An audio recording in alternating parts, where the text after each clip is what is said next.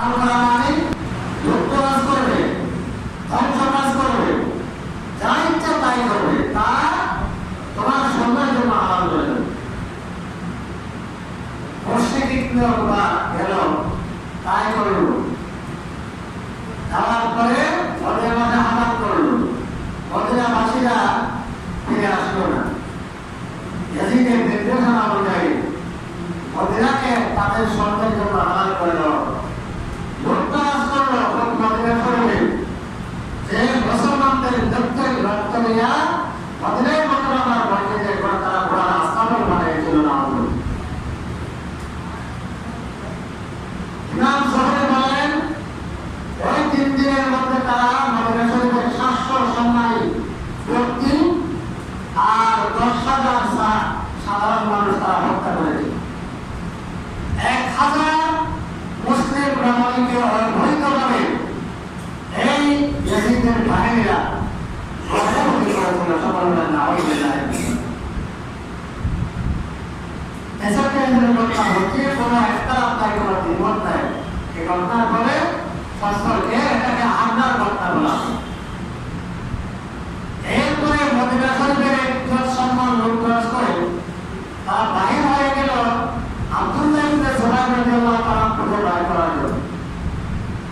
তাদের কাছে যখন পৌঁছল আব্দুল্লাহ ইবনে জুবাইর রাদিয়াল্লাহু তাআলা মক্কা হেরাবেল ফিরে আছে, তখন তারা মক্কা শরীফ থেকে মদিনা শরীফের ইজ্জত সম্মান লুণ্ঠন করে শেষ করে মক্কার উদ্দেশ্যে রওনা দিল।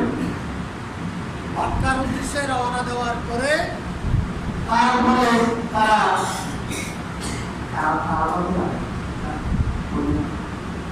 মক্কার জঙ্গলে গিয়ে মক্কার বিল্ডিং ক্ষেপণাস্ত্র একটা অস্ত্র ছিল, যন্ত্র ছিল, ওটা দিয়ে তারা কামানের উদ্দেশ্যে তারা বস্ত্র নিক্ষেপ করলো। সকালবেলা কামাল করলো, ক্ষেপণাস্ত্র দিয়ে বস্ত্র পাথর নিক্ষেপ করলো। এই পাথরের আঘাতে কামানের একটি দেয়াল ভেঙে গেল। এমনকি কোনো কোনো বর্ণনায় পাওয়া যায় কাবা শরীফের মধ্যে এই যে ইয়াজিদের বাহিনী মুশরিকদের বাহিনী কাবা শরীফের মধ্যে আগুন লাগিয়ে দিয়েছিল। সকালবেলা নাউজুবিল্লাহ। এই ঘটনাগুলোর ব্যাপারে কোনো ইখতিলাফ নাই, কোনো দ্বিমত নেই। এই দুটো ঘটনা দ্বারাই বোঝা যায় যে ইয়াজিদ কোন চরিত্রের মানুষ ছিল তা সে কেমন সাহস। প্রথম ঘটনা যেটা আজকে বলার উদ্দেশ্য সেটা হচ্ছে 61 হিজরিতে যে হুসাইন রাদিয়াল্লাহু তাআলার শান আমি বর্ণনা করলাম। আল্লাহ রাসূল যাদের সম্পর্কে এতগুলো হাদিস বর্ণনা করেছেন, যাদেরকে যে তিনি বেহেশতের যুবকদের সর্দার বলেছেন, তারা নির্মমভাবে কারবালার প্রান্তরে শাহাদাত বরণ করেছে। সকল বলে ইন্না লিল্লাহি ওয়া ইন্না ইলাইহি রাজিউন। কোন লোকেরা বায়াত গ্রহণ করে নাই ইয়াজিদ, তারা চিঠি দিল, ইমাম আসেন আমরা আপনার হাতে বায়াত গ্রহণ করব। ইমাম হুসাইন রাদিয়াল্লাহু তাআলার মতো তিনি মদিনাতে অবস্থান করেছিলেন, কারণ এখান থেকে বায়াত চাচ্ছিলেন। বায়াতের জন্য অগ্রিম হয়েছিল গৃহবাসী। সেই সময় এরকম আমাদের ইন্টারনেটের যুগ ছিল না, টেলিফোনের যুগ ছিল না। তারা লোক তারা শত চিঠি বানাচ্ছিল, শত শত চিঠি গিয়ে পড়ছিল। ইমাম রাদিয়াল্লাহু তাআলা তার সত্যতা যাচাই করার জন্য তার চাচাতো ভাই মুসলিম আব্বাসকে কুরাই পাঠালেন। তিনি আসার পরে স্বল্প দিনের মধ্যে যে হাজার হাজার মানুষ ইমামের নামে মুসলিম ইবনে আকিলের হাতে বায়াত গ্রহণ করল। সুবহানাল্লাহ। তখন দেখা গেল তাদের মতো উৎসাহ উদ্দীপনা ইমামকে মানার জন্য, বায়াত গ্রহণ করার জন্য আবেগ উল্লাস। মুসলিম ইবনে আকিল যখন তার ভাইয়ের কাছে চিঠি লেখেন, ভাই চলে আসেন, আসলে সত্যি তারা আপনাকে ইমাম হিসেবে মানার জন্য তারা প্রস্তুত নিয়ে আসেন। 10,000 কোনো কোনো বর্ণনায় 10,000 লোক কিছুদিনের মধ্যে ইমাম রাদিয়াল্লাহু তাআলাকে বলবেন মানার জন্য বায়াত দিয়েছে। ইমাম হাসান রাদিয়াল্লাহু তাআলা মুসলিম ইবনে আকিলের চাচাতো ভাইয়ের চিঠি পেয়ে তিনি কুফার উদ্দেশ্যে রওনা করলেন। অনেক বুজুর্গ সাহাবা তাকে নিষেধ করেছিলেন, যান না, বুঝা যায় না একদিকে নিষ্ঠুর এজিদ, অন্যদিকে কুফার মানুষের বিশ্বাসঘাতকতা তার ইতিহাস রয়েছে। তারা হয়তো আপনাকে একা রেখে চলেও যেতে পারে। তাদের বিভিন্ন ঘটনায় তারা এটা বলেছিলেন। ইমাম রাদিয়াল্লাহু তাআলা আনহু তিনি যুদ্ধ করা অস্ত্র ছাড়া 72 জন শুধুমাত্র তার আলো বাইক দিয়ে, কোন অস্ত্র ছিল না, শস্ত্র ছিল না, ঘোড়া ছিল না, তেমন কেহ হেঁটে কেহ পায় ঘোড়ায় চড়ে তারা কুফার উদ্দেশ্যে রওনা দিলেন। ইতিমধ্যে ইয়াজিদ এই ঘটনা জানতে পেরে, মুসলিমের অবস্থান জানতে পেরে কুফার গভর্নরকে পরিবর্তন করার অবস্থানে অতীব কঠোর নির্মম পাপিষ্ঠ আওয়াজুল্লাহকে জিহাদকে নিয়োগ করল। তাকে বলা হলো যে কোনো প্রকারে ইমামের আগমন দেখাতে হবে এবং কুফাবাসীদের বিদ্রোহ দমাতে হবে। এর জন্য যাই করা, তোমাকে যাই করার জন্য তোমাকে অনুমোদন দেওয়া হলো। সকলের আমন্ত্রণ সে ওয়াজিবকে জিহাদে হুঙ্কার দিল। হুঙ্কার দেওয়ার পরে এক হুঙ্কারে যে কুফাবাসী হাজার হাজার কুফাবাসী ইমামের হাতে বায়াত গ্রহণ করার জন্য তারা মুসলিমের আকীদার হাতে বায়াত নিয়েছিল, তারা আস্তে আস্তে আস্তে বাড়ি ঢুকে চলে গেল হুঙ্কারের মধ্যে। সর্বশেষ তারা ওয়াজিবকে জিহাদ মুসলিমের আকীদকে গ্রেফতার করে তার দরবারে সংক্ষেপে বলছি যে তাকে প্রকাশ্য উন্মুক্ত ময়দানে তাকে শহীদ করল। সবার বলে ইন্নালিল্লাহ ওয়া ইন্না ইলাইহি রাজিউন। মুসলিম আকীদ শহীদ হওয়ার পূর্বে যখন অবস্থা দেখেছিলেন তিনি একটা চিঠি লিখেছিলেন ভাইয়ের উদ্দেশ্যে, ভাই কুফাবাসী বিশ্বাসঘাতকতা করেছে। আমি যে চিঠিটা লিখেছিলাম এটা তাদের আগে পূর্ব থেকে লিখেছিলাম। তারা ইতিমধ্যে ইবনে জিয়াদের হুঙ্কার দেখে সবাই যে ইয়াজিদের বাহিনীতে ঘরে ঢুকে চলে গেছে। আপনি যদি রওনা না হয়ে থাকেন ওখানেই থাকেন, আর যদি রওনা হন যেখানে আছেন সেখান থেকে বদলাই ফিরে যান। তকদিরে লিখন জায়গা বন্ধন। ইতিমধ্যে ইমাম রাদিয়াল্লাহু তাআলা দোসরা মুহররম যে কারবালার প্রান্তরে এসে উপস্থিত হয়েছে। তখন এই যে ইবনে জিয়াদের 4000 বাহিনী সৈন্য দিয়া ইমামের 72 জনকে গ্রেফতার করার জন্য চতুর্দিকে ঘিরে ফেলল। সকলের ইন্নালিল্লাহ ওয়া ইন্না ইলাইহি রাজিউন। তারা গিয়ে প্রথমে ঘোড়াদের পানিগুলো বন্ধ করে দিয়েছে। দীর্ঘ কোথায় ঘোড়া এসেছে, পানি নাই, কিছু নাই, রসদপত্র কিছু নাই, পানি বন্ধ করে দিল। ইমাম রাদিয়াল্লাহু তাআলা সংক্ষেপে বলছি, তাদের কাছে 3টা প্রস্তাব রাখলেন। ভাই তোমরা, তিনি নিজের শান, নিজের মর্যাদা, রাসূলুল্লাহ সাল্লাল্লাহু আলাইহি ওয়াসাল্লাম তার সামনে যে কথাগুলো বলেছেন সেই কথাগুলোর তিনি পুনরাবৃত্তি করলেন যে তাদের কোনো কর্ণপাত হলো না। তিনি তখন বললেন যে আমি তোমাদের কাছে 3টা প্রস্তাব রাখছি।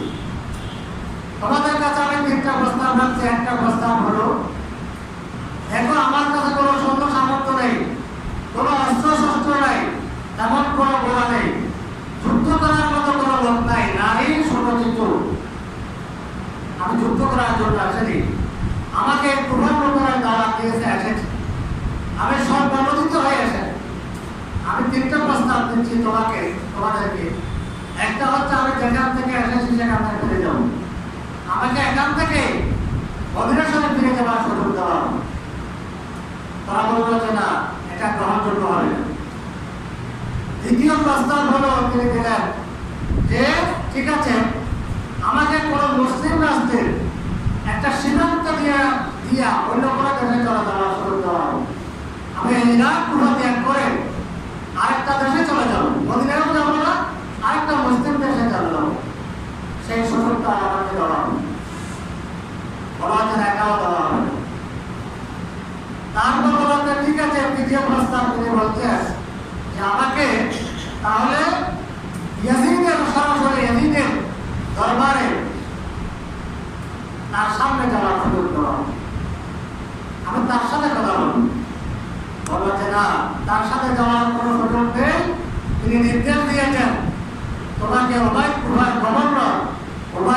ইবনে জিয়াদের কাছে যেতে হবে, ইয়াজিদের বৈধতা স্বীকার করতে হবে। এই পথ ছাড়া, প্রস্তাব ছাড়া কোনো প্রস্তাব গ্রহণ করা হবে। ইমাম ওবায়দুল্লাহ ইবনে জিয়াদের কাছে যাওয়ার এই প্রস্তাব গ্রহণ করলেন না। কেন গ্রহণ করলেন না? ঐতিহাসিকরা বলেন, ইতিপূর্বে তিনি জানাচ্ছেন তো মুসলিম বিন আকিলকে তিনি নির্মমভাবে শাহাদত বরণ করেছেন, তার কোনো আবেদন সে গ্রহণ করেন। এই জন্য ইমাম ওবায়দুল্লাহ ইবনে জিয়াদের কাছে যাওয়াকে সমুচিত মনে করেন। সর্বশেষ তিনি বললেন, তাহলে ঠিক আছে, আমার ভাগ্যে যা আছে তাই হল। এরপরে যুদ্ধ শুরু হয়ে গেল। ৭২ জন যুদ্ধ করতেছেন, ৪,০০০ যে রক্ত পিপাসু যে মানব নরপশুর সাথে ৭২ জন নিরপরাধ যে মজলুম মানুষ যুদ্ধ করতেছে ৪,০০০ রক্ত পিপাসু নরপশুর সাথে। বাঁচাতে কোনো সম্ভাবনা কিছু নেই, হাত ছাড়া তাদের আর কিছু নেই।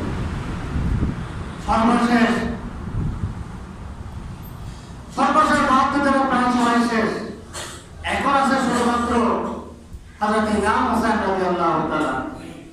এখনো তো তারা তাদের সাথে তার সাথে যুদ্ধ না করে ফেলত। এখন তিনি একা আর কেউ নাই, ৭২ জন ইমাম জানের আব্দুল ছাড়া আর কেউ নাই।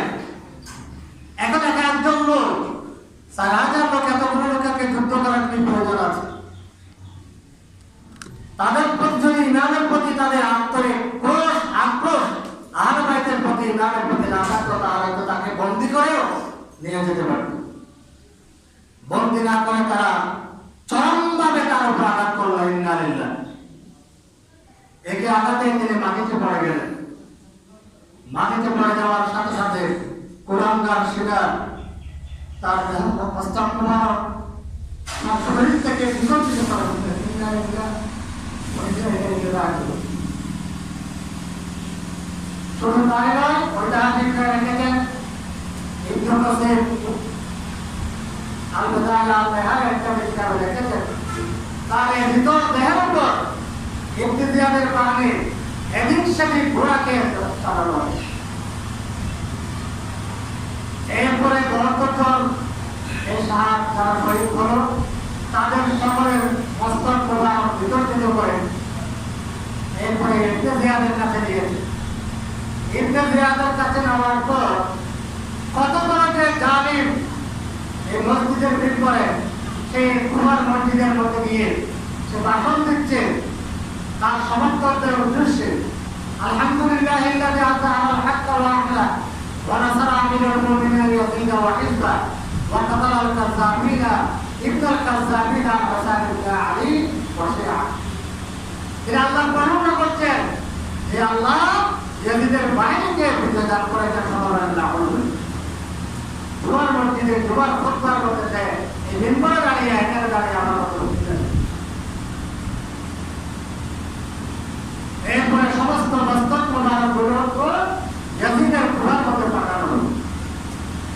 সম্মানিত হাজিরিন, ইতিহাস সময় আমরা দেরি করি। কথা হচ্ছে ইয়াজিদ আহলে বাইতের প্রতি নির্মম আচরণ কেন করেছিল, মদিনার এই সম্মান নষ্ট কেন করেছিল, ঘটনা বলে আমাদের উদ্দেশ্য নয়। আহলে বাইতের ঘটনা পড়ে শুধু চোখের পানায় ফেলালেই যথেষ্ট, একার জন্য এগোতো না। মক্কার সম্পদ নষ্ট কেন হয়েছে, তার কারণটা কি? ইমাম হোসেন রাদিয়াল্লাহু তাআলা কেনই বা তিনি বায়াত ইয়াজিদের হাতে বায়াত গ্রহণ করেন নাই? তিনি কেন যে কুমার উদ্দেশ্য আনা হয়েছে, এই ঘটনার মাধ্যমে আমাদেরকে উত্তরগুলো খুঁজে বের করতে।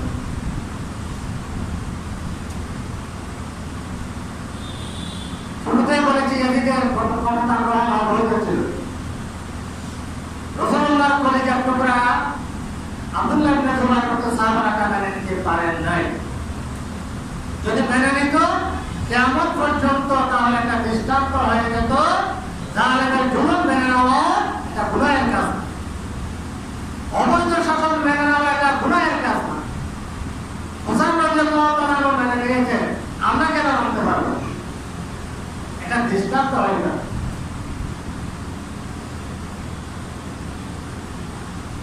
খেলাফত আলা মিনহাজিন তার উপর চললেও এটা দৃষ্টান্ত হয়ে যায়। তাহলে এই কারবালার ইতিহাস থেকে আমাদের শিক্ষা হচ্ছে সম্পদ সামর্থ্য থাকলে জালেমের জুলুমের প্রতিবাদ করো, জালেমের জুলুমকে মেনে না নেয়া, জালেমের জুলুমকে কোনোভাবে সমর্থন না করে, এটাই হচ্ছে কারবালার মূল শিক্ষা। আর এখান থেকে আরেকটা শিক্ষা, জালেম যত বড়ই শক্তিশালী হোক তার একদিন পতন অনিবার্য। ইয়াজিদ সেদিন হাসান রাদিয়াল্লাহু তাআলা আনহুর শাহাদাতের কোনো প্রতিবাদ করার কেউ সাহস পায় নাই ঠিক, কিন্তু বেশি দিন যায় নাই, ইনশাআল্লাহ সামনে আলোচনা করবো, প্রতি বছর করে থাকি। দু এক বছর পরে ইয়াজিদের শাসন কয়েক বছরের মতো অবসান হয়েছে। ইয়াজিদের কবর কোথায়, লাশ তোলায় কেন খুঁজে পায় নাই। এই ইমাম হাসান রাদিয়াল্লাহু তাআলা আনহুর শাহাদাতে তার আহলে বাইতের হত্যাকাণ্ডে যারা জড়িত ছিল তাদের কেন মৃত্যু স্বাভাবিক হয় নাই? আল্লাহর পক্ষ থেকে অস্বাভাবিকভাবে তাদের মৃত্যু হয়। এমনকি আজ পর্যন্ত কেউ তো নিষেধ করে নাই। আজ পর্যন্ত ইয়াজিদ বলেছিলাম সাহাবার একটা সন্তান ছিল, আজ পর্যন্ত ইয়াজিদ নামটাকে কেউ রাখে কেন? কেউ তো নিষেধ করে নাই যে বড় জালেম আমার আপনার দৃষ্টিতে, সে ওকে ইয়াজিদ নাম রাখে না। সে জালেম নিজে জানে নিজের সন্তানের নাম হোসেন রাখতে আগ্রহী, ইয়াজিদ রাখতে আগ্রহী নয়। ইয়াজিদ বললেই সে কেঁপে ওঠে। আমি আপনাকে যদি ইয়াজিদ বললে আপনি আমার উপর খেপে যাবেন, কিছু বলতে হবে না।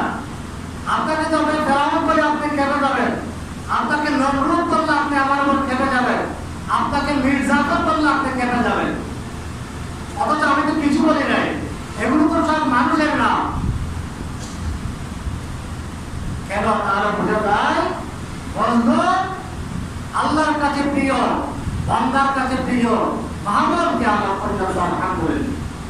জালিম সাময়িক সে প্রশংসিত, সে আল্লাহর কাছে গৃহীত, বান্দার কাছে গৃহীত কিয়ামত পর্যন্ত আলহামদুলিল্লাহ। হাসান রাদিয়াল্লাহু তাআলা আনহুর নাম শুনলেই অন্তর থেকে দোয়া আসে। আর ইয়াজিদ, নমরুদ, ফিরাউন নাম শুনলে, ইয়াজিদ আমার আপনার উপর জুলুম করে নাই, জুলুম করেছে আহলে বাইতের উপর। নমরুদ, ফিরাউন আমার আপনার উপর জুলুম করে নাই, জুলুম করেছে মুসা ইব্রাহিমের উপর। মির্জাফর এটা আমার উপর আপনার উপর বিশ্বাসঘাতকতা করে নাই, বিশ্বাসঘাতকতা সেই সময়ের মধ্যে। কিন্তু আর লানতটা, অভিশাপটা আপনি আমি সেই থেকে এখন পর্যন্ত কি আমার পর্যন্ত দিতে রাখবেন। ইয়াজিদকে আপনিও দেন, নমরুদকে আপনিও দেন, ফেরাউনকে আপনিও দেন, মির্জাফরকে আপনিও দেন, আমিও। এভাবে আমিও আপনি রাখি আমার পর্যন্ত তারা লানত এবং মানুষের অভিশাপ থেকে থাকবে। আর মুসা আলাইহিস সালাম, ইব্রাহিম আলাইহিস সালাম, হাসান রাদিয়াল্লাহু তাআলা এরা বাদকুশরীরা করে না কর তাকে আনুষ্ঠানিক জ্ঞান না দেন, স্মরণ করেন বা না করেন, কিয়ামত পর্যন্ত মানুষরা তার জন্য দোয়া এটা থাকবে আলহামদুলিল্লাহ। আল্লাহ রাব্বুল আলামিন আমাদেরকে যে আহলে বাইতের প্রতি, কোরআন এবং হাদিসের প্রতি, সত্যের প্রতি আল্লাহ আমাদের অন্তরে ভালোবাসা সৃষ্টি করে দিন। সকলে বলি আমিন। ওয়া মা তাওফীক ইল্লা বিল্লাহ।